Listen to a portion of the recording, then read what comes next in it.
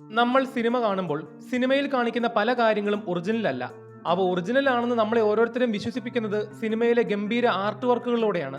പറക്കം തളികയിലെ ബസന്തിക്ക് പകരം ബസ് ഓടിച്ച ഡ്യൂപ്പിനെ കുറിച്ചും നീലാകാശം പച്ചക്കടൽ ചുവന്ന ഭൂമിയിലെ നാഗാലാൻഡ് കോട്ടയത്തെ ഇലവിഴ പൂഞ്ചിറയാണെന്നും വൈറസിലെ ആശുപത്രിയും കാഷ്വാലിറ്റിയും ഒരു കാർ പാർക്കിംഗ് ഏരിയ ആണെന്നും ഇന്ദ്രപ്രസ്ഥത്തിലെ താജ്മഹലിന്റെ പിറകിൽ തെറ്റിട്ടതാണെന്നും ഇടുക്കി ഗോൾഡിലെ കഞ്ചാവ് തോട്ടം ചൈനീസ് പ്ലാസ്റ്റിക് ചെടികളായിരുന്നുവെന്നും അൻവർ സിനിമയിൽ ബോംബ് പൊട്ടിയപ്പോൾ യൂണിവേഴ്സിറ്റിയിലെ പരീക്ഷാ പേപ്പറുകൾ വീണ്ടും ഉണ്ടാക്കിയതുമെല്ലാം മലയാള സിനിമയിലെ പ്രേക്ഷകരെ ഭംഗിയായി പറ്റിച്ച ആർട്ട് വർക്കുകളായിരുന്നു.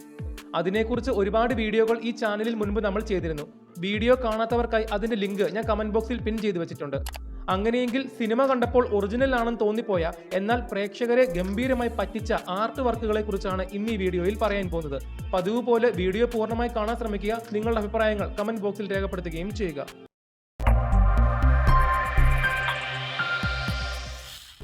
അരവിന്ദന്റെ അതിഥികൾ. 2018 വിനീത് ശ്രീനിവാസൻ സിനിമയാണ് അരവിന്ദന്റെ അതിഥികൾ. അരവിന്ദന്റെ അതിഥികൾ എന്ന സിനിമയെക്കുറിച്ച് പറയുമ്പോൾ എല്ലാവരുടെ മനസ്സിൽ ആദ്യം ഓടിയെത്തുന്നത് മൂകാംബിക തന്നെയാണ്. മൂകാംബിക ക്ഷേത്രവും അതിനോട് ചുറ്റിപ്പറ്റിയുമാണ് സിനിമയുടെ കഥ നടക്കുന്നത്. അത്രമേൽ മനോഹരമായിട്ടാണ് മൂകാംബികയും സമീപ പ്രദേശങ്ങളുമെല്ലാം സിനിമയിൽ കാണിച്ചിട്ടുള്ളത്. എന്നാൽ നിങ്ങൾക്ക് എത്ര പേർക്കറിയാം, ഈ സിനിമയിലെ 80% ഭാഗങ്ങളും മൂകാംബികയല്ല. സിനിമ കണ്ട നമ്മളെ വളരെ ഭംഗിയായി പറ്റിച്ച ആർട്ട് വർക്കുകളായിരുന്നു അത്. വെറും 20% ഭാഗങ്ങൾ മാത്രമാണ് മൂകാംബികയിൽ ഷൂട്ട് ചെയ്തത്, പ്രത്യേകിച്ചും മൂകാംബിക ക്ഷേത്രത്തിനുള്ളിലെ സീനുകൾ. എന്നാൽ മൂകാംബിക ക്ഷേത്രത്തിന് സമീപത്തായുള്ള അരവിന്ദന്റെ ലോഡ്ജും അവിടുത്തെ കടകളും തെരുവുകളും വഴികളുമെല്ലാം അവിടെ നിന്നും 800 കിലോമീറ്റർ അപ്പുറമുള്ള തമിഴ്നാട്ടിലെ കുംഭകോണത്തും തഞ്ചാവൂരുമായിട്ടാണ് സെറ്റിട്ട് ആർട്ട് വർക്ക് ചെയ്ത് ഉണ്ടാക്കിയെടുത്തത്. കർണാടകയിലെ മൂകാംബിക തമിഴ്നാട്ടിൽ ആർട്ട് വർക്ക് ചെയ്ത് ഉണ്ടാക്കിയെടുക്കുക എന്നുള്ളത് വളരെ ശ്രമകരമായ സംഗതിയായിരുന്നു. മൂകാംബിക ക്ഷേത്രത്തിന് സമീപത്തെ വഴികളും കടകളും എന്തിനു പറയാൻ, ക്ഷേത്രത്തിൽ നിന്നും പ്രധാന സ്ട്രീറ്റിലേക്ക് വരുന്ന വഴിയുടെ വളവ് വരെ കുംഭകോണത്ത് അവർ സെറ്റിട്ടു. അങ്ങനെ ഒറിജിനൽ മൂകാംബികയുടെ ആംബിയൻസ് തന്നെ ആർട്ട് വർക്കിലൂടെ പ്രേക്ഷകർക്ക് കൊടുക്കാൻ കഴിഞ്ഞു.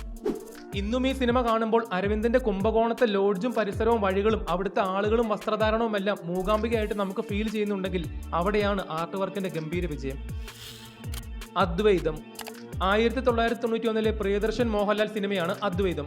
ക്ഷേത്രവും വിശ്വാസങ്ങളും ക്ഷേത്ര ട്രസ്റ്റിനെയും ചുറ്റിപ്പറ്റിയിട്ടാണ് സിനിമയുടെ കഥ നടക്കുന്നത്. എന്നാൽ നിങ്ങൾക്ക് എത്ര പേർക്കറിയാം, സിനിമയിൽ കാണിക്കുന്ന ആ ഒരു വലിയ ക്ഷേത്രം ആർട്ട് വർക്കിലൂടെ ഉണ്ടാക്കിയെടുത്തതാണ്.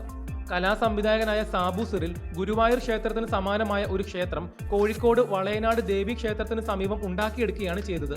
എന്നാൽ പക്ഷേ ഇത്രയും വലിയൊരു അമ്പലം അന്നത്തെ കാലത്ത് ആർട്ട് വർക്കിലൂടെ ഉണ്ടാക്കിയെടുക്കുക എന്നുള്ളത് ചിന്തിക്കാൻ പോലും കഴിയാത്തൊരു കാര്യമായിരുന്നു. എന്നാൽ സിനിമ കണ്ട ആരും തന്നെ അതൊരു സെറ്റാണെന്ന് ഒരിക്കലും പറഞ്ഞില്ല. അത്രയ്ക്കും ഒറിജിനാലിറ്റി ആയിരുന്നു അതിന്. ഇതിന്റെ ഏറ്റവും വലിയ കോമഡി ഇതൊന്നുമല്ല, അതൊരു ഒറിജിനൽ അമ്പലമാണെന്നും സെറ്റിട്ടതായി തോന്നുന്നില്ല എന്ന് പറഞ്ഞുകൊണ്ട് ആർട്ട് ഡയറക്ടർ സാബു സിറിലിന് ആ വർഷത്തെ ദേശീയ അവാർഡ് വരെ നഷ്ടമായ ചരിത്രമുണ്ട്. അതുമാത്രമല്ല, സിനിമയുടെ ഷൂട്ടിങ്ങിന് ശേഷം സെറ്റ് പൊളിച്ചപ്പോൾ യഥാർത്ഥ അമ്പലമാണെന്ന് കരുതി ഒരുപാട് ആളുകൾ ആ അമ്പലത്തിലെ ഭണ്ഡാരത്തിൽ പൈസ ഇട്ടിരുന്നു. ഇതുപോലെ തന്നെ നിവേദ്യം സിനിമയിൽ ആർട്ട് വർക്കിലൂടെ ഉണ്ടാക്കിയെടുത്ത സെറ്റിട്ട അമ്പലവും രസികൻ സിനിമയിലെ സെറ്റിട്ട കോവിലും ഒറിജിനൽ ആണെന്ന് കരുതി അവിടെ പോയി ആളുകൾ ഭണ്ഡാരത്തിൽ നേർച്ചയിട്ട് പ്രാർത്ഥിച്ച സംഭവങ്ങളും ഉണ്ടായിട്ടുണ്ട്. വർണ്ണപ്പകിട്ട്. 1997 മോഹൻലാൽ സിനിമയാണ് വർണ്ണപ്പകിട്ട്. ചെറുപ്പത്തിൽ നമ്മൾ ഈ സിനിമ കണ്ടപ്പോൾ ഏറ്റവും കൂടുതൽ അതിശയിച്ചു പോയത് ക്ലൈമാക്സിലെ ഒരു ഫൈറ്റിനിടയിൽ വീടിന്റെ മുൻവശത്ത് നിൽക്കുന്ന ഒരു മരത്തിന്റെ കമ്പൊടിച്ച് മോഹൻലാൽ വില്ലന്മാരെ അടിക്കുന്ന സീൻ കണ്ടിട്ടായിരിക്കാം. വളരെ റിയലിസ്റ്റിക് ആയിട്ട് ഫീൽ ചെയ്തെങ്കിലും വാസ്തവത്തിൽ അതൊരു ഗംഭീര ആർട്ട് വർക്കായിരുന്നു. സിനിമയുടെ ക്ലൈമാക്സ് ഫൈറ്റ് ഷൂട്ട് ചെയ്യുന്ന സമയത്ത് സ്റ്റണ്ട് മാസ്റ്റർ പളനിരാജിന് തോന്നിയ ഒരു ഐഡിയ ആണ് ആർട്ട് ഡയറക്ടറായ എം ബാവയെ മണി സുചിത്രയും ചേർന്ന് യഥാർത്ഥ മരത്തിന്റെ കൊമ്പിൽ ഒരു ഡ്യൂപ്ലിക്കേറ്റ് മരക്കൊമ്പ് ചേർത്ത് പിടിപ്പിച്ചത്. ഒറിജിനൽ മരത്തിന്റെ ഡ്യൂപ്ലിക്കേറ്റ് കമ്പൊടിച്ച് മോഹൻലാൽ വില്ലന്മാരെ അടിക്കുന്നതും ആ മരക്കൊമ്പിന്റെ ദൃഢതയുമെല്ലാം വളരെ ഒറിജിനൽ ആയിട്ട് സിനിമ കണ്ടപ്പോൾ നമുക്ക് ഫീൽ ചെയ്തിട്ടുണ്ടെങ്കിൽ ആർട്ട് ഡയറക്ടേഴ്സിന് കൊടുക്കാം ഒരു നല്ല കയ്യടി. CID മൂസ. 2003 ദിലീപ് സിനിമയാണ് CID മൂസ.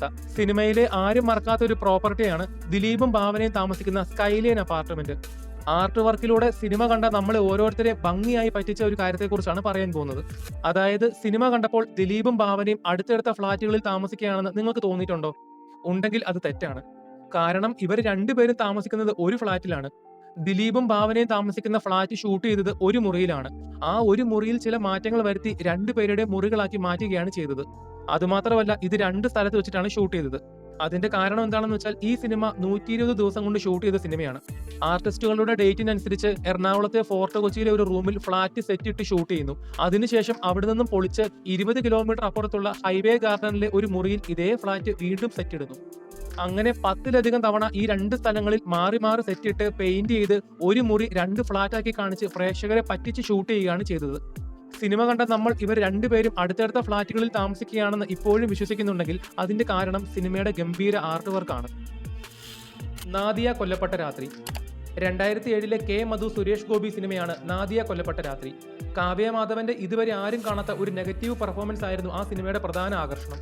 സിനിമയിലെ കൊലയാളിയെ കണ്ടെത്തുന്ന ക്ലൈമാക്സിലെ ട്രെയിനിനുള്ളിലെ സീനെല്ലാം ഗംഭീരമായിരുന്നു. എന്നാൽ നിങ്ങൾക്ക് എത്ര പേർക്കറിയാം, ആ ക്ലൈമാക്സിലെ ട്രെയിൻ സീൻ കേവലം ഒരു മുറിയിൽ ആർട്ട് വർക്ക് ചെയ്ത് ഉണ്ടാക്കിയെടുത്ത ഒന്നാണ്. വെറും ഒരു മുറിയിൽ ഒരു ട്രെയിനിന്റെ സെറ്റ് ഇട്ട് അതിന്റെ ഇന്റീരിയർ എക്സ്റ്റീരിയർ ഷോട്ടുകളെല്ലാം ഒറ്റ മുറിയിൽ ആർട്ട് വർക്ക് ചെയ്ത് ഉണ്ടാക്കിയെടുത്ത കലാ സംവിധായകൻ ഇരിക്കട്ടെ ഒരു കുതിരപ്പവൻ. ഭാഗ്യദേവത. 2009 സത്യൻ അന്തിക്കാട് ജയറാം സിനിമയാണ് ഭാഗ്യദേവത. ഈ സിനിമയുടെ കഥ നടക്കുന്നത് ആലപ്പുഴയിലെ ചമ്പക്കുളം പ്രദേശത്താണ്. രണ്ട് സഹോദരിമാരും ഒരു അമ്മയും വല്യമ്മയും അടങ്ങുന്ന ജയറാമിന്റെ കഥാപാത്രം താമസിക്കുന്നത് കായലോരത്തെ ഒരു വീട്ടിലാണ്. സിനിമ കണ്ട പ്രേക്ഷകർക്ക് ആ വീടും പരിസരവും വളരെ റിയലിസ്റ്റിക് ആയിട്ട് തോന്നിയിട്ടുണ്ടെങ്കിൽ അത് വെറും തോന്നൽ മാത്രമാണ്. കാരണം അങ്ങനെ ഒരു വീടില്ല. ഭാഗ്യദേവത എന്ന ആ ഒരു സിനിമയ്ക്ക് വേണ്ടി ആർട്ട് വർക്കിലൂടെ സെറ്റിട്ട് ഉണ്ടാക്കിയതാണ് സിനിമയിലെ ജയറാമിന്റെ വീട്. എന്നാൽ പക്ഷേ സിനിമ കണ്ടപ്പോൾ ആർക്കും അതൊരു സെറ്റാണെന്ന് പറയാനേ കഴിയത്തില്ല. അത്രയ്ക്കും ഒറിജിനാലിറ്റി ആയിരുന്നു. എന്തിനധികം പറയാൻ, ഈ സിനിമയിലെ നായകനായ ജയറാം ഉൾപ്പെടെ പല നടീനടന്മാരും അതൊരു സെറ്റിട്ട് ഉണ്ടാക്കിയ വീടാണെന്ന് ഷൂട്ടിങ്ങിന് ശേഷമാണ് അറിഞ്ഞത് എന്ന് കലാ സംവിധായകൻ തന്നെ പല ഇന്റർവ്യൂകളിൽ പറഞ്ഞിട്ടുണ്ട്. പിന്നീട് കൊട്ടിയൊക്കെ പറയാം ഇത് സെറ്റാണല്ലോ എന്ന് അറിയണം. കൃഷ്ണഗുഡിയിൽ ഒരു പ്രണയകാലത്ത്. 1997 ജയറാം സിനിമയാണ് കൃഷ്ണഗുഡിയിൽ ഒരു പ്രണയകാലത്ത്. സിനിമയിൽ കാണിക്കുന്ന ആന്ധ്രാപ്രദേശിലെ ഒരു സാങ്കല്പിക ഗ്രാമമാണ് കൃഷ്ണഗുഡി. അവിടുത്തെ റെയിൽവേ ജീവനക്കാരനാണ് ജയറാമിന്റെ കഥാപാത്രം. ആ സിനിമ കണ്ടപ്പോൾ മുതൽ പ്രേക്ഷകർക്ക് കൃഷ്ണഗുഡിയിലെ റെയിൽവേ സ്റ്റേഷനും പരിസരവും ഇന്നും മറക്കാൻ കഴിയാത്തവയാണ്. സിനിമയിലെ കഥ നടക്കുന്നത് ആന്ധ്രാപ്രദേശിലാണെങ്കിലും കൃഷ്ണഗുഡിയിലെ റെയിൽവേ സ്റ്റേഷനായി കാണിക്കുന്നത് മലപ്പുറത്തെ അങ്ങാടിപ്പുറം റെയിൽവേ സ്റ്റേഷനാണ്.